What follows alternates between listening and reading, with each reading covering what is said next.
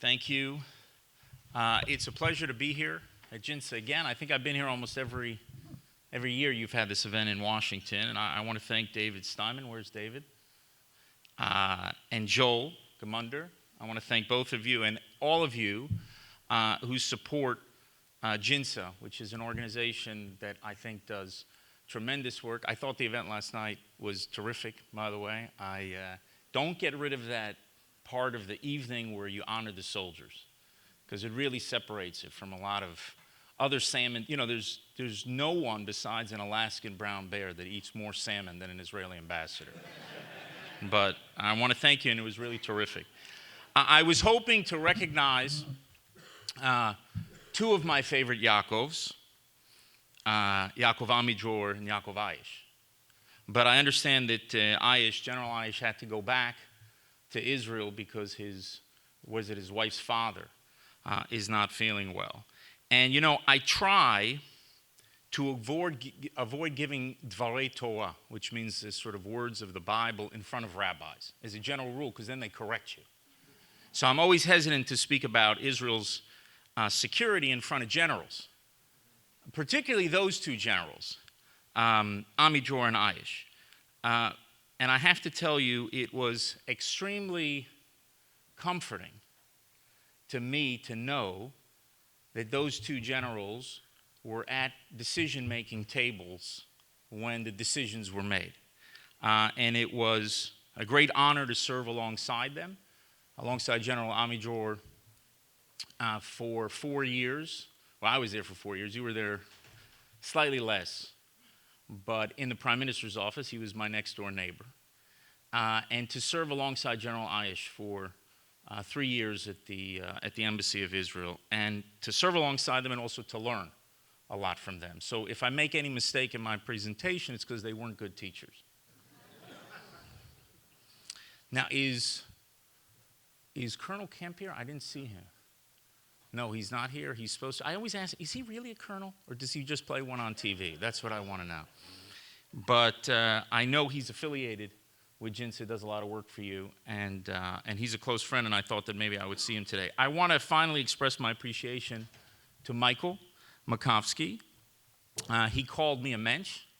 I guess it takes one to know one, because I can't think of a bigger mensch in Washington, and I know that's a very low bar. But he truly is, and a consummate professional.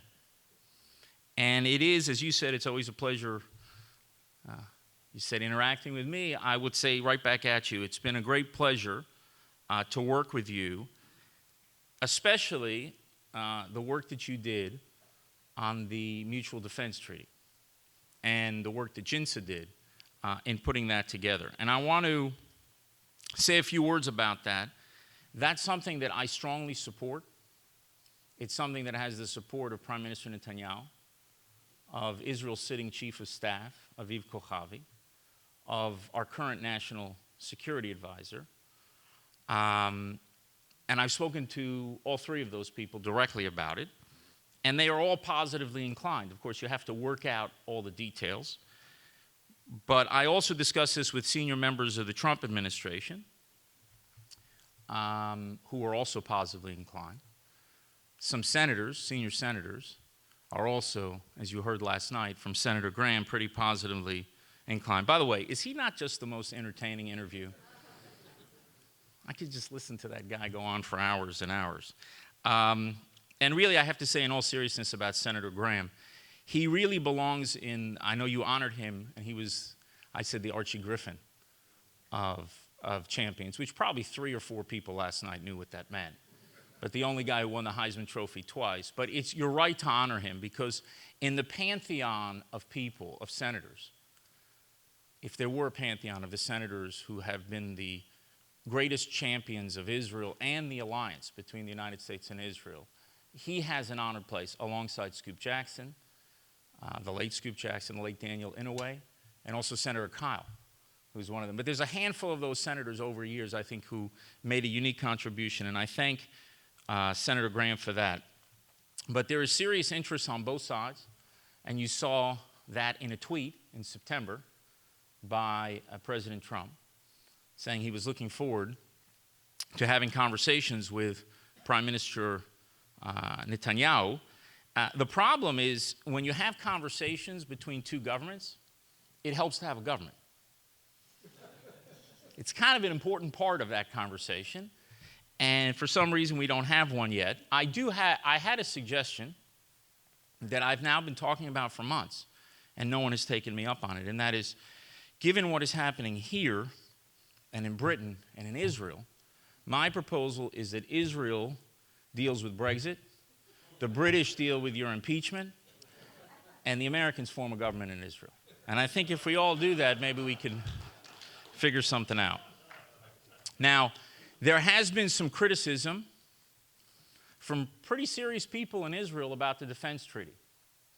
And I don't want to dismiss that criticism. There are concerns that it could inhibit Israel's freedom of operation. There are concerns that it could generate, not necessarily today, but in the future, demands for Israel to take greater risks. And there are concerns that it could undermine Israel's independent deterrent power. And there are other concerns as well, and I know you did a paper and then a paper on a paper to deal with some of those issues. Now, I agree that all of those concerns are real and that a defense treaty must effectively address them. Israel must never and will never agree to a defense treaty which ties our hands, period. The raison d'etre of Israel is that we defend ourselves by ourselves against any threat. We take great pride in Israel at never asking the sons and daughters of America to risk their lives to defend us. Not only do we take pride in that, that is the very meaning of Jewish sovereignty. The very meaning of Jewish sovereignty in its most essential form is that we take responsibility for our own defense. But I frankly don't see why a defense treaty should affect that. There was this issue, you just had a panel discussing Turkey. I don't remember anyone on those days before when everyone was worried about Turkey maybe going in to northern Syria, anyone waving Article 5 of NATO in front of Turkey and saying, wait a second, you have a defense commitment, you can't possibly go into northern Syria. And I don't remember anyone doing that to the British in the Falklands or the French when they go into Mali and other places. So countries have defense treaties. You have defense treaties with many countries. And I don't think it's inhibited their ability to act in their own interest to defend themselves. Now, Israel must also never agree to a defense treaty where we would ask to take greater risks in the future because of that treaty. So we wouldn't want a treaty that would provide an extra layer of deterrence, but then not enable us to defend ourselves from the routine threats that we face. So if somebody thinks if we have this mutual defense treaty between the United States and Israel, for instance, Israel doesn't have to maintain security control west of the Jordan River, they're kidding themselves. It's not a replacement for it. It's an added layer of deterrence. But it's not something that any Israeli government will trade for this more amorphous layer of deterrence for the real security threats that, unfortunately, Israel has to face day after day after day. And as Prime Minister Netanyahu has said many times in recent years, and I think this is something that today has a broad consensus within Israel, Israel will maintain security control west of the Jordan River, period.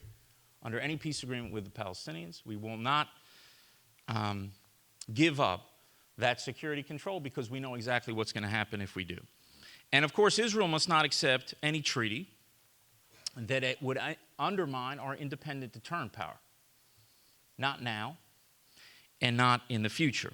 But the answer to these legitimate concerns and other legitimate concerns is not to say no to a defense treaty.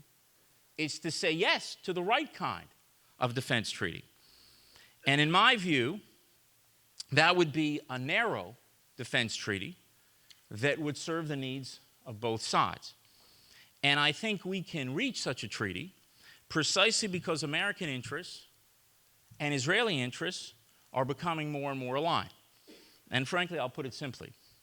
You don't want to get involved in defending Israel in practice, and we don't want you to get involved in defending Israel in principle.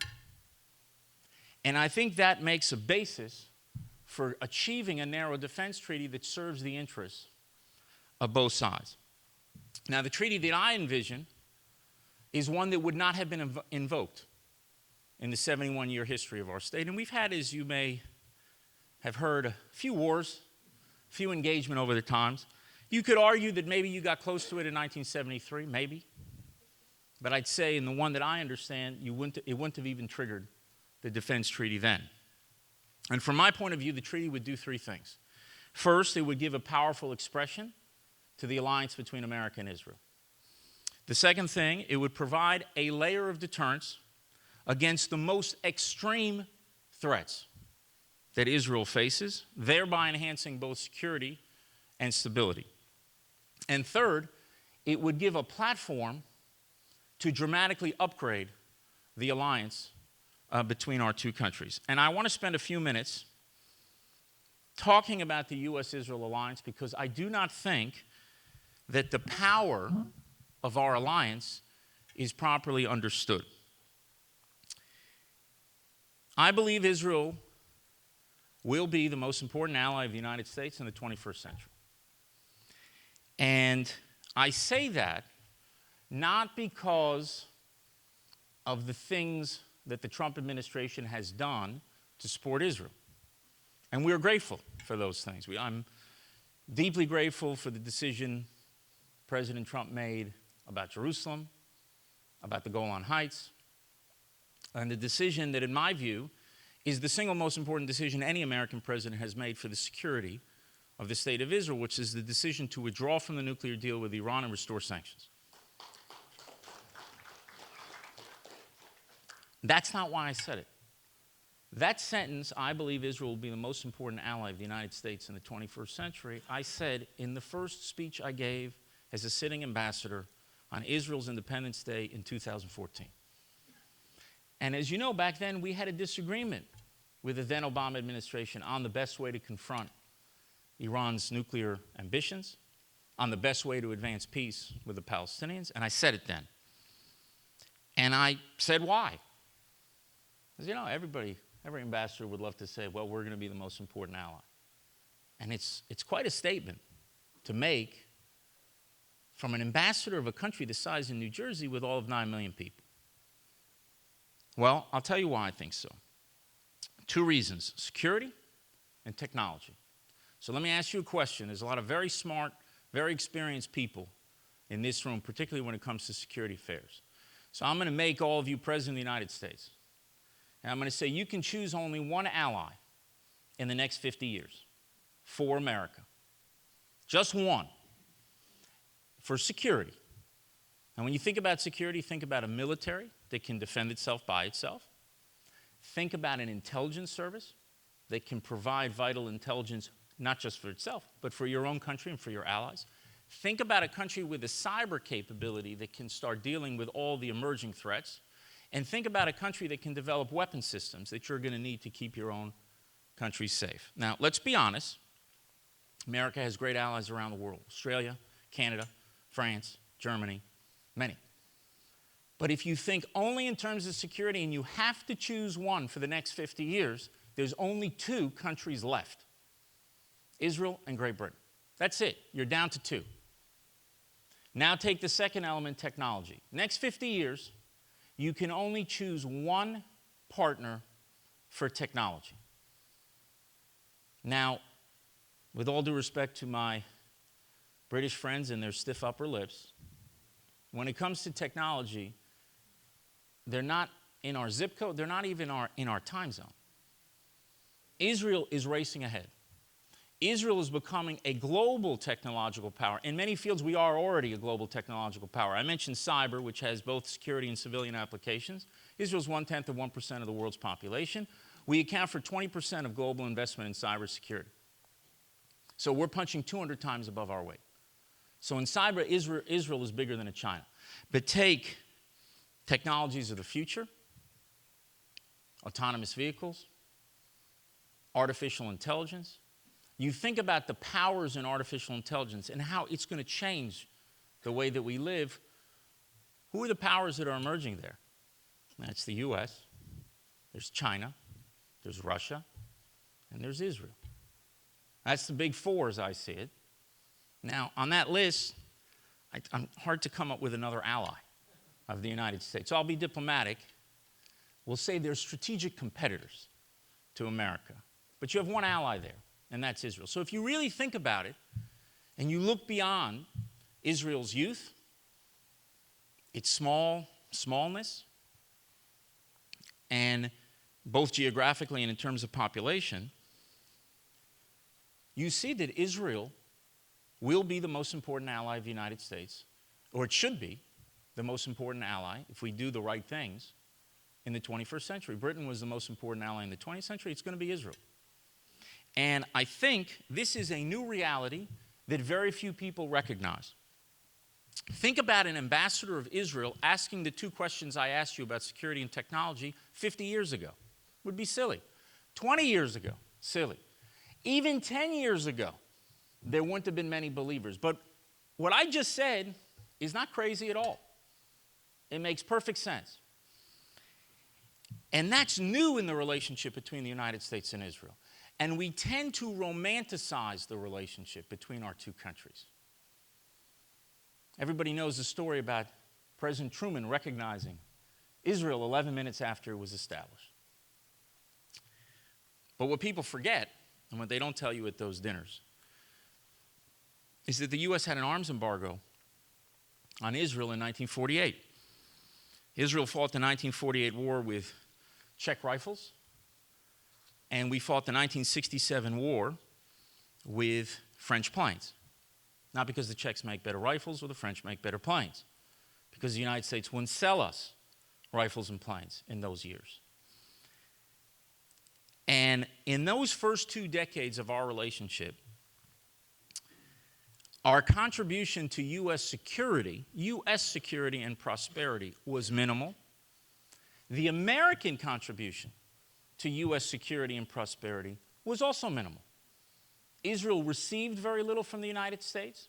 We did receive from the Jewish community in the United States who used to put, coins and would buy bonds in those critical years. But if you look at aid also in those first 2 decades, you see we received very little and we gave very little. And most people saw Israel as a liability to the United States. That is always the key question you have to ask any policymaker. Do you see Israel as an asset or a liability? In those first 2 decades, if you would ask people, is Israel an asset or a liability, almost everyone would say liability. Now, by the way, if you think Israel's a liability, that doesn't mean that you don't want to defend it, that you don't want to protect it. You may feel a moral obligation to do so. You must say it's a beleaguered democracy, and we want to fight for it. You may have some pangs about what happened in the Holocaust when the Jews were defenseless against their enemies. It can be a lot of reasons. But you'll say the policymakers in Washington writing those briefs, Israel's a liability. Why? 2 reasons. Oil, Arabs. That was it. So you had friends, you had people who weren't friends, but most people thought Israel's a liability. Then take after the 67 war, where Israel proved itself a winner on the battlefield, defeating the Soviet-client states, and then in 1973 repelling the aggression and pushing it back, all of a sudden, the conversation changes. And Israel emerges as a very, very junior strategic partner, as a winner that America begins to think, hey, it's worth investing, because people tend to invest in winners, not losers. And we begin to be this junior partner, a pawn in this battle against the Soviet Union. And in later years, also an ally in the battle against terrorism after 9/11. It's about 4 decades, from about 1967 till about a decade ago. And if you would ask people in those years, is Israel an asset or a liability? The answer would be mixed. It depends who you asked And when you asked them, is it the first Gulf War, where Israel was considered a liability? Is it, like I said, in the battles against these Soviet client states? Maybe people thought, well, Israel's advancing peace, so it's an asset. Maybe peace wasn't working, so it's a liability. And it depended also on who you asked. Did you ask somebody like Secretary George Shultz, who always saw us as an asset? Alexander Haig, who once referred to Israel as the unsinkable aircraft carrier in the heart of the Middle East, in an area so important for U.S. interests. And there are other people, and I'm known as a very diplomatic diplomat. So I'm not going to say, there were plenty of people, and all of you know, I'm not going to name them, who saw Israel as a liability. And it depends. Secretary of Defense, Secretary of State, National Security Advisor, go back through the list, and you can put one group of people in the asset column for Israel, and or seeing Israel, I should say, as an asset, and one group of people in the liability column. Why? 2 reasons. The liability crowd always looked at 2 reasons: oil and Arabs. Okay, so the last decade, as Israel emerges as a power, last ranking, U.S. News and World Report does this ranking every year, Israel was ranked the 8th most powerful country in the world. Think about that, 8th. So you have the P5, Japan, Germany, Israel. The smallest of the other countries, I think, is 60 million people. It's a little bit older than 71 years old. But we start emerging as not only a regional security power, but in certain fields, a global power when it comes to technology and other things. And I think the recognition of Israel's emergence as a power was frankly buried under the disagreements with the previous administration. And I think it's buried under the agreements with this administration. Because everyone looks at it, well, are the 2 leaders, do they have a nice meeting or not a nice meeting? Do they agree on this issue or that issue? They don't see the tectonic plates that are bringing us together. And the debate of Israel as an asset or a liability has become ridiculous. Why has it become ridiculous? What are the 2 reasons? Oil, Arabs.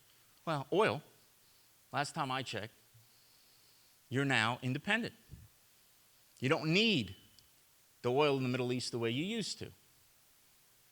That affects the relationship with Israel and the perception of Israel. And the second thing, last time I checked, most of the Arab states are coming towards Israel, not away from Israel, and you can see it. You can see it in the deafening silence over issues that 10, 20, 30 years ago would have led to a very, very different response. And I'm not going to talk about those specific issues because my job is not to make it harder for that rapprochement to happen. But it's happening. And what's happening behind the scenes would make your head spin. And hopefully we will, it's like the iceberg. You might see a little bit in the top of the iceberg. The strength is what's going on underneath. And I have great respect also for the Prime Minister's hesitancy to say things publicly because of the effort to preserve this and to have it surface in a way that is sustainable. So the whole asset versus liability debate has been, it's completely anachronistic in my view, and a lot of people haven't caught up to it. Right now what's happening, by the way, the liability crowd has gone all in on a totally different argument. The ones who are not our friends, because there were friends who could say Israel's a liability 70 years ago, but there were plenty of people who were not our friends who would make that case. Now they've shifted, and they shift right now to assault on Israel's values. Now they start saying Israel doesn't share values with the United States, which is the most absurd thing I have ever heard as a son of this great country, the United States of America. As somebody who believes this America is the greatest force for good of any superpower in history, and that to hear people suggest that Israel does not share values. The values of democracy, and all the articles that are written about democracy dying in Israel, forces of darkness taking over. Democracy counts. The values of democracy count when they're under threat. That's when it means something. And I remember in this country, after September 11th, 2001, on September 12th, and how people were concerned of the next imminent attack, and how a lot of people were prepared to maybe compromise certain civil liberties for security. And that's normal. That's what free countries do when they have to make the choices on where it should go on the pendulum. And then as time moved on, as the sense of danger receded, people want the pendulum to swing back. That's also normal. But remember that Israel has been in September 12th for 71 years. And I'm amazed at the democratic values of Israel, that we have upheld our values as a democracy under the most extreme circumstances. No other country has done this. And I'm amazed that we've done it when our home front is under attack. You know, there's no group that gets assaulted more, that is cast more as a pariah than Israeli soldiers. And yet no country in history, and all of you know this, has ever gone to great lengths to prevent innocent casualties on the other side. Never. We've taken greater risks. And remember, this is happening when the Israeli home front is under attack. It's not a war thousands of miles away. We have wars where half of our country were in bomb shelters. And yet we still do all these surgical strikes, doing everything to keep innocents out of harm's way. So people have gone on to this sort of values-oriented attack. I think it has to be completely rejected. You know, I don't, as Israel's ambassador, I will never apologize for Israel's democracy. I marvel at Israel's democracy and celebrate Israel's democracy. And part of the problem that we have is a broader problem that doesn't really have to do with Israel. It's an intellectual zeitgeist. And Israel catches itself in the crosshairs, and also Americas do. And that is, you know, the Jews made many contributions to religious ideas over the millennia. Political ideas, we made a very big contribution. And I sum up the contribution this way. The Jewish people were the people who rejected the idea that might makes right. We rejected it from the Pharaoh, we rejected it from a Caesar, and we rejected it certainly from a Fuhrer. Now we live in a world where the intellectual zeitgeist, particularly among young people, particularly on college campuses, is that might makes wrong. That is equally misguided. Might is might, and right is right. You can be powerful and just. You can be powerful and unjust. You can be weak and just. You can be weak and unjust. And that idea that might makes wrong is a problem for an Israel that is a growing power on the world stage, and it's also a problem for America. And by the way, almost everybody who's got a bee in their bonnet against Israel, they're not great friends of America. I actually know exactly one person, he's Australian, who loves Israel and doesn't like America. Only one. I mean, occasionally you can find people, and there are, who will love America and dislike Israel. But the haters, there's a reason why everybody who hates Israel so much, virtually everybody, is not a friend of the United States of America, because they actually have that same view. Might makes wrong. Power and justice are like buckets in the well, and that's a real problem. So that liability crowd, they've moved over to the values argument. But understand, we are in a different place than we were 70 years ago, 50 years ago, 20 years ago, even 10 years ago. And the best thing for Israel right now is to make itself as powerful as quickly as possible and as indispensable an ally to the United States. And those two things are completely connected. And that means making Israel stronger militarily, economically, technologically, diplomatically. And frankly, I'm very grateful to the United States because it has helped us in every single one of those areas. Of course, militarily, we are very grateful for the military assistance we have received from the United States over the years, which we hope you will think is a great investment in America's national security as well. If you had 3 or 4 more countries like Israel around the world, your security situation would be a lot better. And we're grateful to the previous president, President Obama, who signed a 10-year memorandum of understanding for military assistance over the next decade. It's great to have critics like Senator Graham, who thinks Israel's not getting enough money. It's not a bad situation to be in for an ambassador in Congress.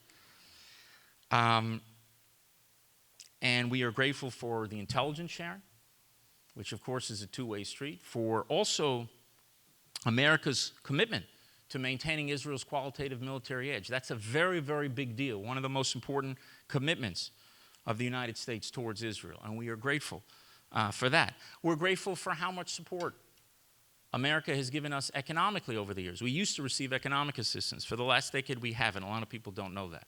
We no longer receive economic assistance, which is sort of like a welfare check. Military assistance is basically to buy American platforms, and we're phasing out the percentage that was given to Israel, about a quarter of that over the years, that was not given directly back into the U.S. economy. Here, in economics, for a few decades, we did receive economic assistance, but we no longer receive it.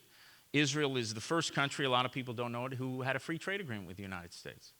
And it's not because of the power of the great Israeli economy in 1986 when it was done. It was because of a political statement of support that then Secretary Shultz wanted to make. And America has also given us loan guarantees during very difficult times, which we've had, that has helped our economy weather so many storms. And diplomatically, we have benefited greatly from the protection the United States has given us in the Security Council, where the entire world loves to gang up on us, and to other international forums. And even though our relationships were changing with many states around the world because of the rise of Israel as a power, there are places around the world, in the East, in the West, and everywhere you see, Africa, South America, Asia, everyone is moving closer to Israel because of security and technology, because we become important to their security and prosperity. But we have needed to change our situation internationally. We've needed something of a tailwind from Washington. And for 2 years, we got one called Hurricane Haley, who did a fantastic job pushing back against the residue of all that anti-Israel sentiment that's there. And we've gotten it, frankly, diplomatically from Secretary Pompeo, who was a sitting Secretary of State, called out anti-Zionism for what it is, anti-Semitism. And those of you who know the history of the State Department, to have a sitting American Secretary of State say that anti-Zionism is anti-Semitism is a very big deal. And of course, a few days ago, where Secretary Pompeo made the fatal flaw of telling the truth when it comes not just to settlements, that's the outgrowth of it, to the Jewish connection to the land of Israel. We are Jews because we are the people of Judea. Our conflict is all about the Palestinians trying to convince the world that we stole their land, to convince the world that we are like the British in India and the French in Algeria and the Belgians in the Congo. The land of Israel, Judea and Samaria, the land where the patriarchs of our people prayed, where our prophets preached, where our kings ruled. That is our ancestral homeland. And there's no way you are ever going to get to peace unless it is based on truth about our historical connection. To cast Israel as some foreign colonialist force in our own homeland has been the great lie of diplomacy. And I was very pleased that Secretary Pompeo and Ambassador Friedman deserves a great deal of credit for this as well, that they stood forthright and they spoke the truth. And we will see, it will take a long time, but people will look back at that moment as being a turning point in ultimately the search for peace, because that's what it has to be anchored on. And I think that what needs to be done now, as Israel strengthens itself in all these areas, and the U.S. has really helped us, and we are grateful for that, is we have to create foundations for deeper cooperation in defense and intel, thinking about not only what Israel gets, but what America gets, and people who are sitting on those channels when the intelligence are coming in. Anybody who's in any intelligence position of the United States knows what not only America gives Israel, but what Israel gives America. The same thing in cyber and technology, the same thing in science and artificial intelligence, which I spoke about before, and in space. You know, earlier this year, Israel Israelis sent a craft to the moon. Now, I believe we landed on the moon. We crash landed on the moon. But if you're looking for soft landings, Israel's not the place for you. But think about it. Only 4 have done that. Who are the 4? Have landed? U.S., Russia, China, Israel. Kind of tells you something. And what we need to do is expand cooperation in all these areas. And how will we know that we are successful? How will we know that the asset group has completely won the day and we have seen a kind of permanent shift in the relationship and people appreciate that Israel's an indispensable ally? I'll tell you, there may come a day where a person will get into the Oval Office who viscerally is not a supporter of Israel, who would like to also change the trajectory of the relationship between the United States and Israel. And we'll know we're successful if that day ever comes, and it may, when the head of the CIA walks in to that Oval Office and says, Mr. President, Madam President, I know you're not a great fan of Israel, but the Mossad is our most important intelligence partner in the world. And if we rupture the relationship with them, that's bad for our security. And when the head of America's Cyber Command comes in and says, I know, Mr. President, Madam President, you don't care that much about Israel, but #1 partner in the world. And the head of AI comes in, and I know you think that, but I know it's important for you that America maintains its technological supremacy, and the partner that we most need to do that is that little country in the Middle East called Israel, where all that innovation is coming from. When that day happens and everyone understands not just what Israel is getting from the United States, and we do get a lot, and we appreciate it a lot, but also what Israel is giving the United States, then we would have permanently changed the nature of this alliance.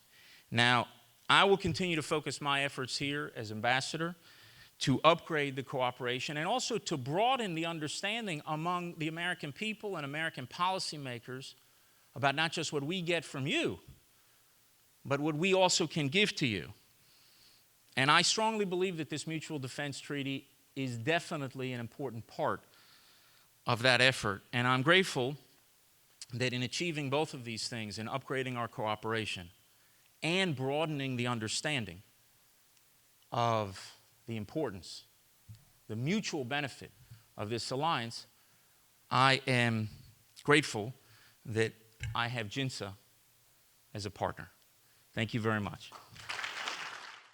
Thanks. So we'll just take a few questions. Anyone has? We have a very shy audience initially. It's hard to believe. Stephen, go ahead. Our new board member. How do we achieve the objective of dispelling the rumor that's been spread all over the world about the Palestinians having that land and we're the usurpers? How does that become dispelled? Well, look, can you hear me? Yeah. Look, we have to always fight and always speak the truth and get it out there. But what's new is not libels against the Jewish people.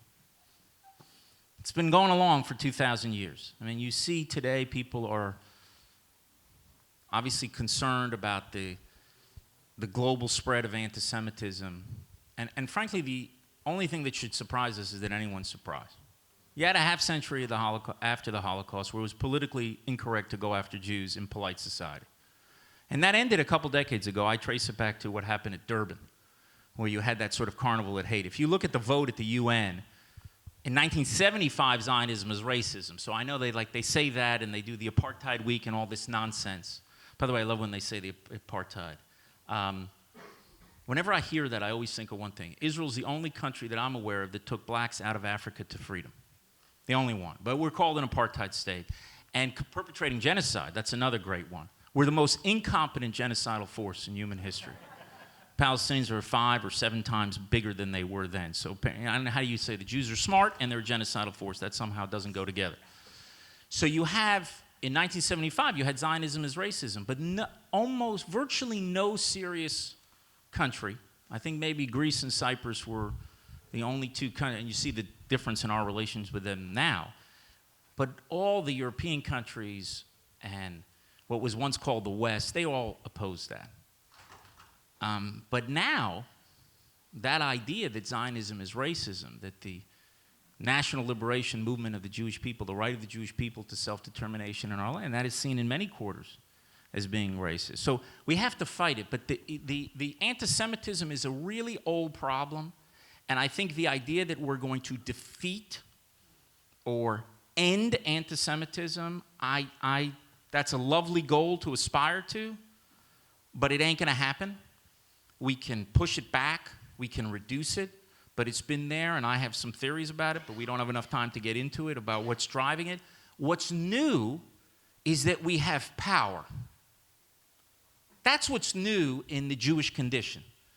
So, and in fact, in a certain sense, things have gone full circle, because before there was in Israel, some of the early Zionists thought that the reason why there was anti-Semitism is the Jews didn't have a state of their own, because they said Jews are minority everywhere, majority nowhere. If we could just have one country in the world where we would be a majority, then anti-Semitism would somehow wither on the vine. And nowadays, people think the reason why there's anti-Semitism is that the Jews do have a state. And then they said Jews go to Palestine. Now they say Jews get out of Palestine. Israel's not the cause or the cure for anti-Semitism. It just gave us the power to fight back. And what I want to focus on, I'll do it, and I'll go and I'll speak to everybody until they're blue in the face, and I'm blue in the face, about our historical rights. But what I think is new and what I think we need to invest a lot in is enhancing Israel's power across the level to turn us into this indispensable ally. I'll deal with the values argument, but one thing I do as ambassador, I think to myself, what can I do as ambassador that I can't do in another job?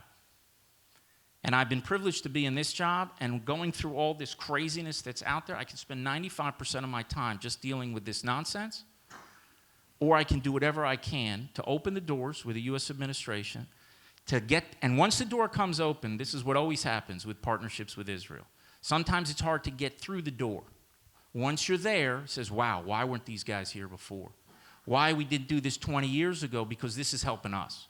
What I want to do is create those interests to enhance them, and we'll have the fight in the values. We'll continue to fight at the UN, and we'll continue to fight it in CNN and everything else. And the most important thing for me, frankly, forget about the world, deal with the Jews. Let the Jews believe in the justice of their own cause. If we do that, because that's the worst poison, is when you start believing the nonsense of your enemies. And there was a very, this is a short answer to a long question, but there was an essay that struck me that I read when I must have been about 25 years old, and it's always stayed with me. It was written by a Chad Ha'am, who was a very early Zionist, who was kind of a foil of Herzl's, and they would fight because Chad Ha'am was very interested in saving Jewish civilization. And Herzl said, well, before we save Jewish civilization, maybe we save a few Jews, And he wrote an article about the blood libel. And he said that the blood libel had done something good for the Jewish people. So he said, how can that possibly be? How many communities were dispossessed? How many Jews were massacred because of the blood libel? This lie that the Jews killed, the Christian children and used their blood to make matzahs, and just wild stuff. He said, no, it did something very good for the Jewish people. Because in the Middle Ages, he writes, and this is 120 years ago, the Middle Ages, he writes, most people believe that blood libel was true, including intellectuals. That's another mistake that people make about anti-Semitism. That all we got to do is educate people. We'll educate. Voltaire, father of enlightenment, huge anti-Semite. Shakespeare's depiction of Shylock, there's not a single Jew in England at the time because they'd all been thrown out. I mean, you have serious intellectuals, you still see it today. It's actually the intellectual class, I think there's more anti-Semitism. But he said that in the Middle Ages, everyone believed in the blood libel. And all the Jews knew that it was false. So it taught the Jews that the whole world could believe something and the whole world would be wrong. Because that's tough. When everybody's telling you something, normal people will say, yeah, maybe I'm wrong. And you just keep getting pummeled and you start questioning yourself. But he writes 120 years ago, it taught the world that the Jews, excuse me, that the whole world could believe something and the whole world would be wrong. And I remember, and going back to our soldiers, I remember in 2002, excuse me, we launched Operation Defensive Shield, where Israel's government realized that a good way to fight terrorism is actually to fight it. And so we rolled in to these Palestinian cities where all these suicide bombers were coming from, and the worst place was Jenin, which had it was just a hornet's nest of Palestinian terrorists. And at that point, we didn't want the media to be around because we were worried about people being killed. Just of everything, cars were booby-trapped. I mean, it was a terrible situation. And when the media was taken out, so the Palestinians started accusing us of libels, 5,000 people dead. I think Erekat may have lowered it to 500 people. And Erekat's an interesting character because he only lies when he speaks. So he accuses Israel of this, and the British press go crazy about about massacres that are being perpetrated in Jenin. Afterwards, the UN, not known as a great Zionist chamber, did a report, and I think they said about 54 people were killed, something like 48 armed, which is amazing in warfare. But I remember the then Secretary General of Kofi Annan of the UN, and he didn't leave a legacy of moral clarity. I'll be diplomatic. I remember him walking outside of the United Nations, and he goes to this podium, and there's about 20 different mics all bunched together. And it's right when there's a height of the libelous accusations against Israel. And he comes out and he says, I will never forget it, he says, talking about Jenin and the terrible things that are happening there, supposedly, he says, and I asked the people of Israel, can the whole world be wrong? That's what he said. And the answer is yes, the whole world could be wrong. So it's wrong, and we'll fight it. But let's believe in ourselves, let's make ourselves more powerful, and ultimately we'll win the day. First Devin, and then. Sorry. Ambassador Dermer, you have to be ambassador for life. It's just wonderful how you both do the history and incarnating water and all of it with a style that is endlessly interesting to people who already know the story. So thank you. My answer on the question of the Palestinian the confiscation of land from the Palestinians. It seemed to me, I was discussing this with Jason Greenblatt at a JINSA dinner in May, and I mentioned that the beauty of moving the embassy was not that the embassy was moved after all the promises of several presidents that never happened. To my mind, the beauty was that it demonstrated the absence of an Arab street.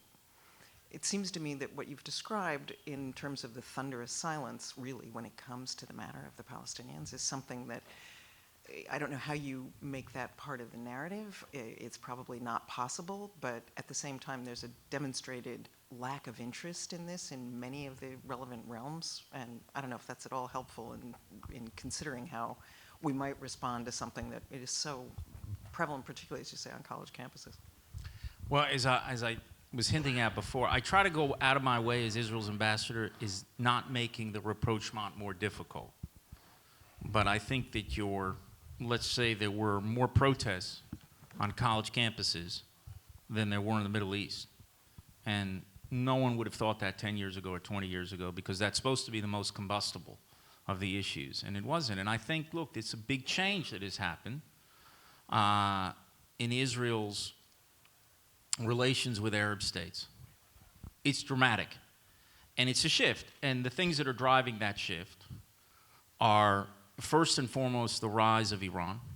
This was the silver lining in the very dark cloud of the nuclear deal, because it's interesting also, and I think Prime Minister Netanyahu's speech, which was the proudest moment I had as ambassador when he came and delivered that speech, because in doing that, I talked about the raison d'etre of Israel. You know, you defend yourself by yourself, but it's also about having a voice and exercising that voice on a matter of national survival. And so if you show up and you speak out, I mean, what head of state, if he actually believed, was a danger to the very survival of the country? And that's how I see the JCPOA, and I still do, because it gives them a clear path to a bomb. And people can sweep that under the rug and pretend that it doesn't do that and pat themselves on the back, but that's what it does. That's what it did, that's what it does. But in that speech, which I saw first and foremost of fulfilling a moral obligation to speak out on such a matter, it had many consequences that I didn't necessarily see. And one of the positive consequences with how it was perceived in the Arab world, because for many of the Arab states, that was almost a declaration of independence, Israel's declaration of independence from America. Because if we're a vassal of Rome, then they don't need to deal with a vassal, they'll just deal with Rome. And all of a sudden, Israel is willing to stand up and speak out on something like, well, maybe we're willing to fight independently too, which we are. And so that helped also. The whole thing with Iran and the rise of Iran is a danger, and Israel's willingness to confront it, that has brought us and the Arab states together. The second is the rise of Sunni fanaticism. It's not just the Shia variety, which is the Iranian regime. And I should say as an aside, I don't know if other people spoke about it, look, they are protesting all over Iran right now. And we do not have an enemy in the people of Iran. America doesn't have an enemy in the people of Iran. The state of Israel doesn't. We had a good relationship with them once. We can have a good relationship with them again. So can you. I hope more will be done to aid those people who were fighting. A couple hundred people have been killed already. And it's all over the place, and they're shutting down that internet. You know, maybe open the internet. Do whatever you can in order to help those people. But you have the Shia fanaticism led by Iran, and then you have the Sunni fanaticism, which was, Al-Qaeda's 1.0 and ISIS is 2.0, and there'll be a 3.0. And so those Arab states see a problem. And the third thing, frankly, is the perception of U.S. withdrawal from the region, which has not changed from President Obama to President Trump. That's a kind of, neither of them would like to probably be in the same category of each other. But the truth is, the perception in the region is the U.S. is leaving. And, the way that they see the situation, it's like they see an Iranian tiger getting fiercer. They see this sort of ISIS or whatever comes next leopard getting fiercer. And then you have the 800-pound American gorilla that has left the building. So they see a 250-pound gorilla with a keep on, and they say, well, maybe we can start working with you. And that's actually created the basis for a relationship. The other thing, that's security, is actually the technology. If you think about the Arab boycott from their point of view and from their needs, to the extent that you do have leaders that want to propel their countries forward centuries, the boycott against Israel is the dumbest policy you can possibly have. It would be like Oregon, Utah, Nevada, Arizona, New Mexico, and half of California boycotting Silicon Valley. It makes no sense. The problem that they have is they poison their populations, as you know, for 70 years against Israel, and it's hard for them to turn on a dime because they're stuck with that situation. They're like Dr. Frankenstein with the monster that now is a huge problem. And it's very hard for them to pivot away from it, but they want to. And that would be one of the benefit of the U.S. putting down some proposal if we have a government in Israel sometime during the next century that would allow for a normalization to actually surface. And I think that is impossible in the wake of a U.S. initiative, much more than people think. Maury? Very simple question. How much longer do you plan to stay on as ambassador? The city's just getting dark. Oh, so you give me fresh, well.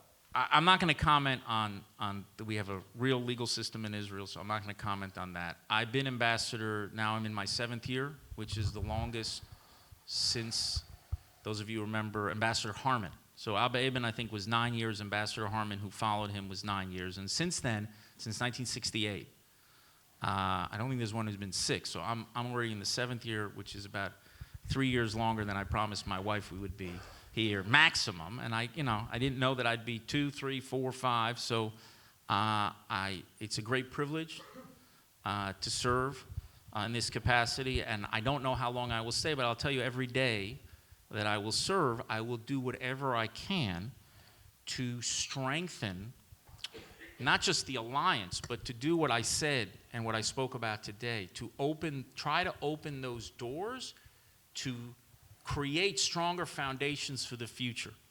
Foundations that will be very hard to shift because of the benefit and the interest of the United States. I mean, I would love to live in a world where international relations was governed by morals. Right? If that were the case, by the way, I'd spend all my time going around speaking to everybody about all the rights and but it's not the world we live in. We live in a world where it's driven by power. It has been.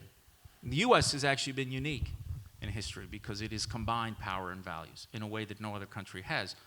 But I want to focus on enhancing Israel's power, and by doing so, enhancing our relations with the United States. It's interesting when it comes to the Palestinians. The biggest mistake that Israel can make in terms of its relationship with the United States is to make itself a weaker country. People don't think about that. Your value as an ally is about your strength. It's another reason why I think when it comes to our own support that we can give the U.S. in technology, if you allow your technology to be taken by others, your asset value as an ally goes way down.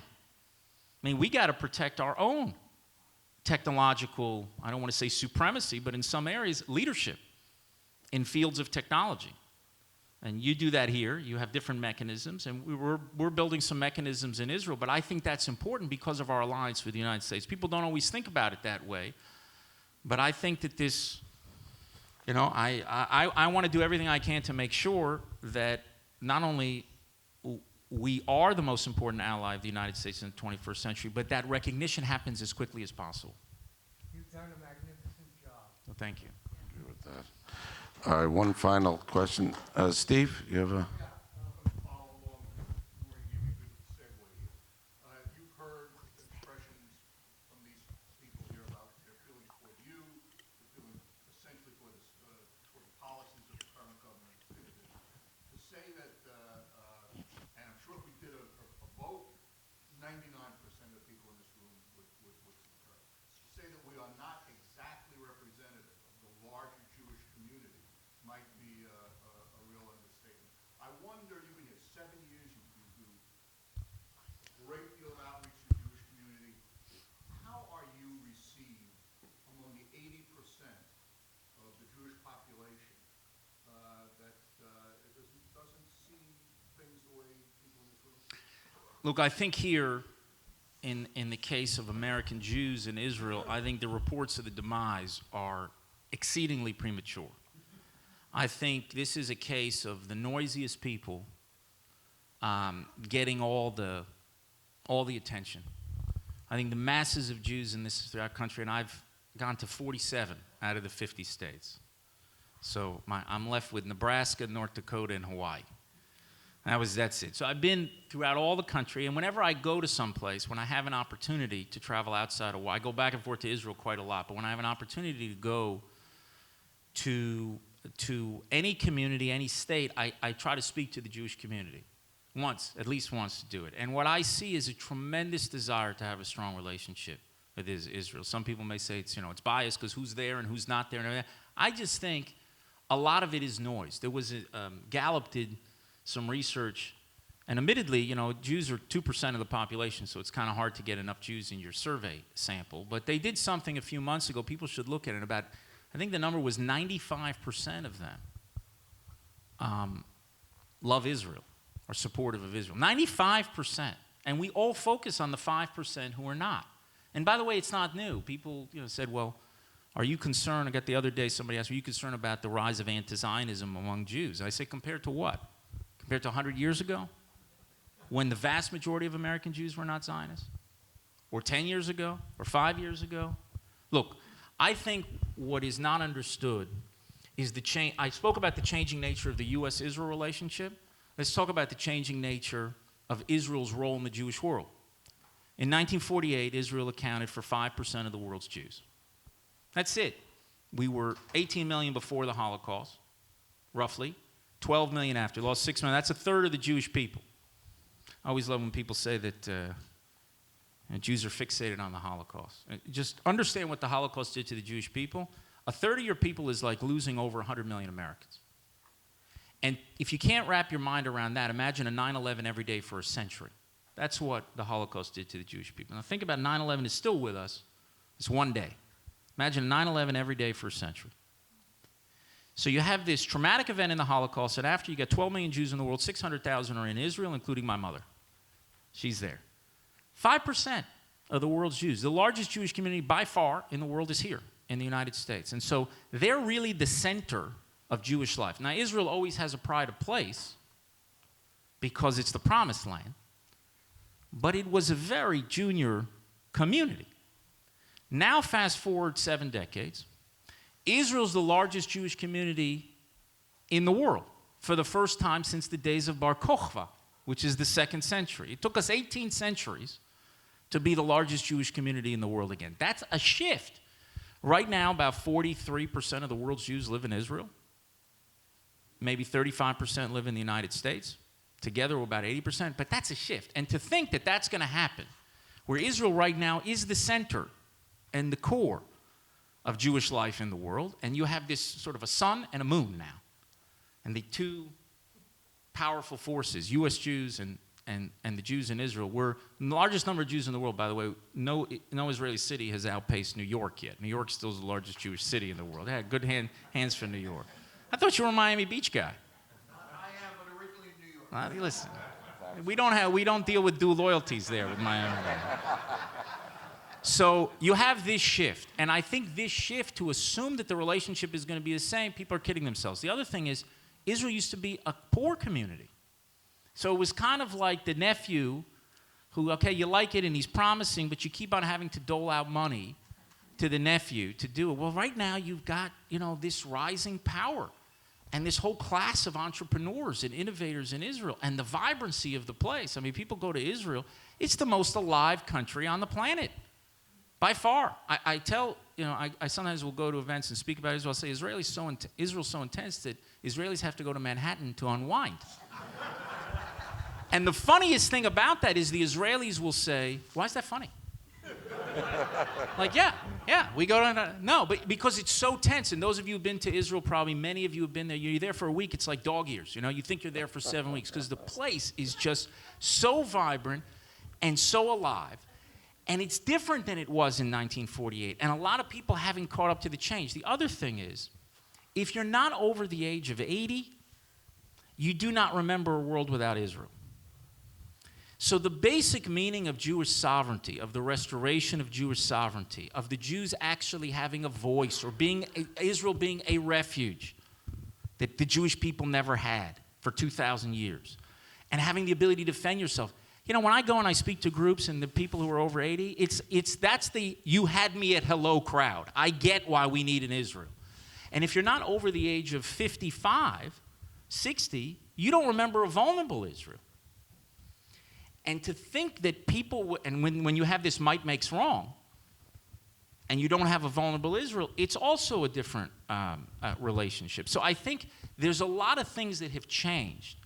But what I see is a tremendous desire to be connected with Israel. You see in times of war, a great rallying around, and all the critics who talk all the time and will punch Israel all the time within the community. And that's by far the hardest job that I have as ambassador, I have to tell you, to not respond to those attacks. But I have I try to take a historical perspective. Moses, he split he does 10 plagues, splits the sea, goes up for 40 days and 40 nights. He's 8 hours late, gets a golden calf. We're tough people, a little bit critical. So, you have all that criticism there, and a lot of people, I think the biggest thing, and I try to do this when I go out and speak to people, is to get them grateful for living at a time when there is a sovereign Jewish state, to never take Israel for granted. The problem with these blows is people act as if Israel's always been there, always will be there.